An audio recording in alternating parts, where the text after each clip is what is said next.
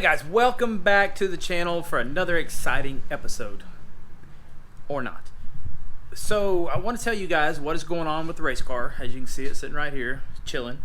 So the last video you saw, we made 5 passes or 6 passes at XRP. And on the last pass, the car was acting weird. It was bucking in the in the staging, and it shut off going down the track, just doing some weird stuff in general. Now, what I didn't tell you guys in that video is when I pulled the heads off, the number 5 cylinder appeared to have a very small crack coming out of a water jacket towards the cylinder. I Scotch-Brited the heads, and here I'll show you a picture of that real quick. Bam.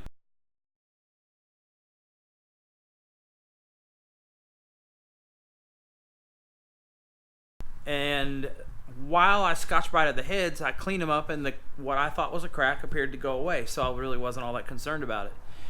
Made those passes at the track, everything seemed fine. Get back to the house, unload the car, and lo and behold, it's got a little bit of a mist to it. No big deal. Night of racing, could be anything.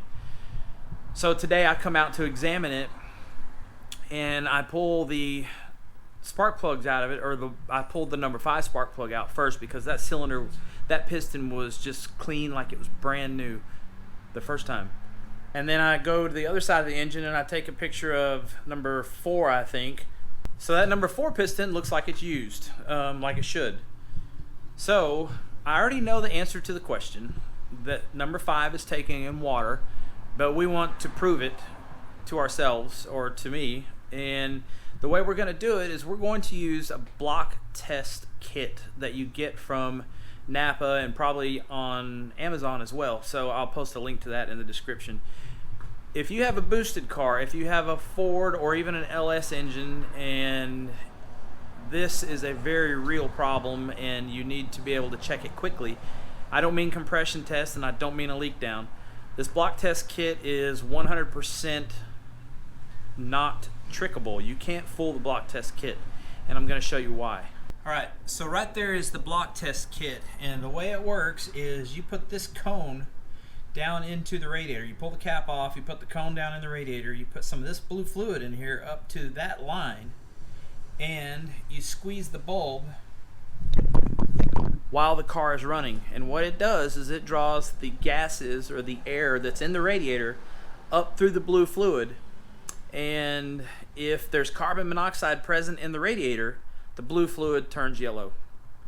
And that's why I say you can't trick this test. So we're going to do that real quick, and when I start the car, you're going to hear exactly what I'm talking about. It's got a dead mist down low, but when you rev it up, it sounds fine.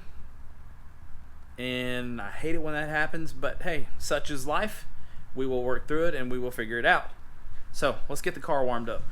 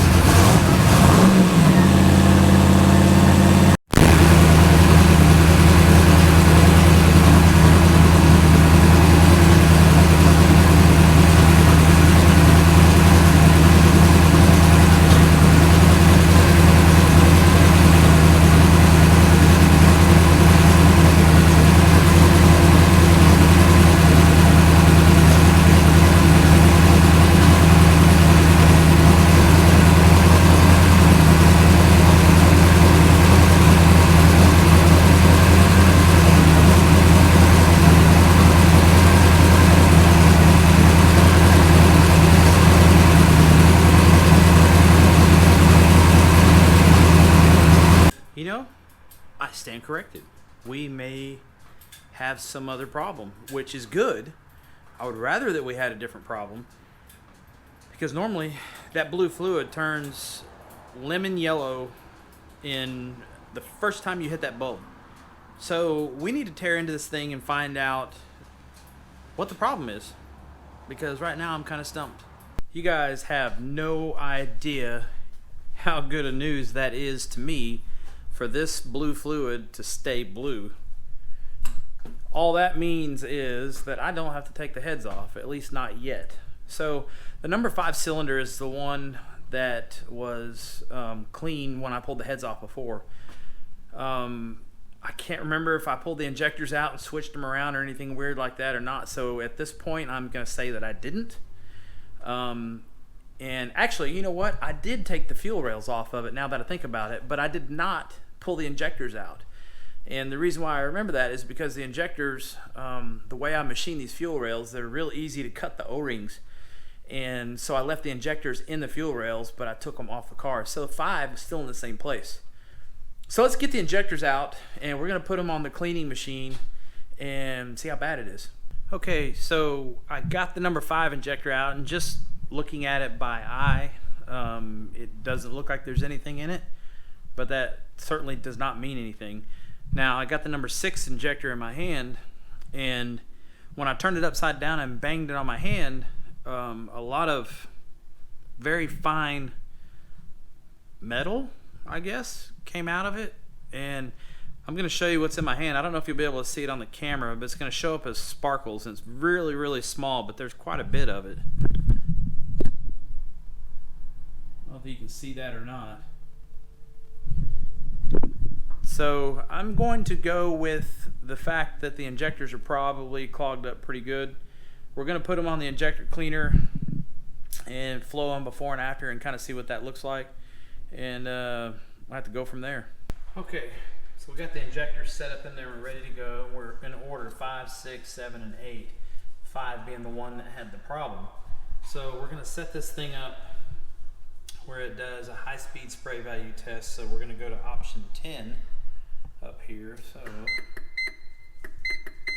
10. We're going to run it just for a split second and let it purge the air out of the lines. And go.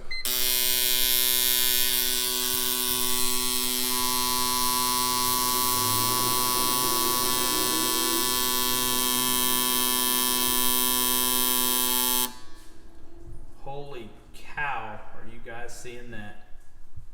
That is way off. I went ahead and let it run through that test, but we're going to run it again just to see.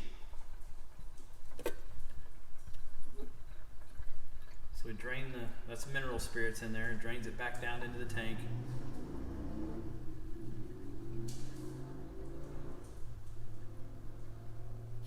All right, do it again.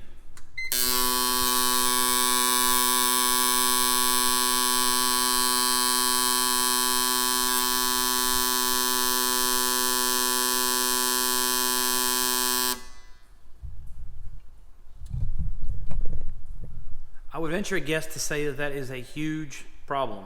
Okay, so we're doing the ultrasonic cleaning right now. We're going to run for 10 minutes. It's already ran for a little bit. And I think what we're going to have to do is probably do a reverse flush on them as well, because I don't think that this stuff is going to just come out with the ultrasonic cleaning. But I will show you what it does after I clean them and after I flush them. Okay, now we're going to do the back flush or the reverse flush. So we're going to set this thing up. Looks like number 11 right there. And we go 11 right there. It looks like it runs for a minute. And we can't change it, so let's try it.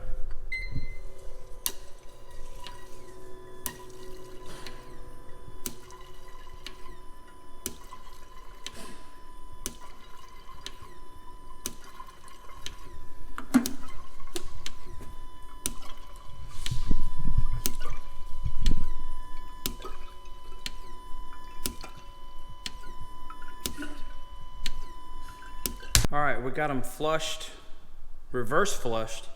So you put the injectors in actually upside down, and they run through a minute worth of cycles or something. And it had a bunch of trash come out of the injectors when I did it that way.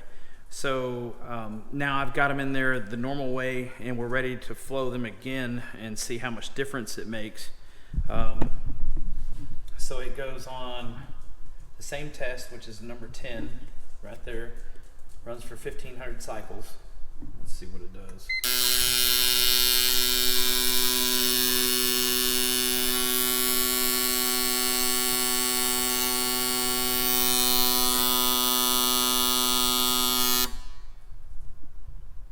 I would say that that made a difference. So we're going to empty it out again, just because.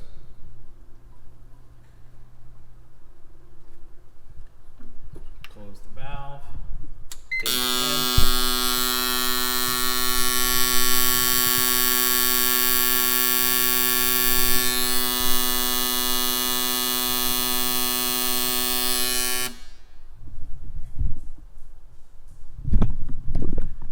I would say that made a pretty big difference.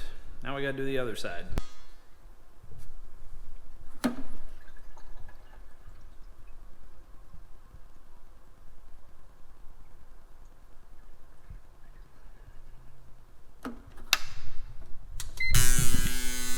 Okay, so right now we're flowing the other side of the engine, and let's see what they look like.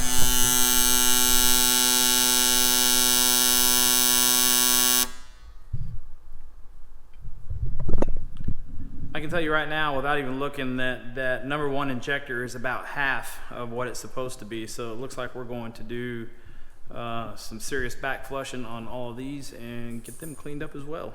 So we definitely had a problem with the injectors. As much as 50% loss in flow from being clogged. That's all there is to it. When we went to the track rental day at Ennis, we had pulled some of the fuel lines off that day, and we saw that there was like a honeybee had gotten in there at some point in time and was stuck in one of the fittings. So there's no telling what else was in there and what else the trash was that kept getting in the injectors.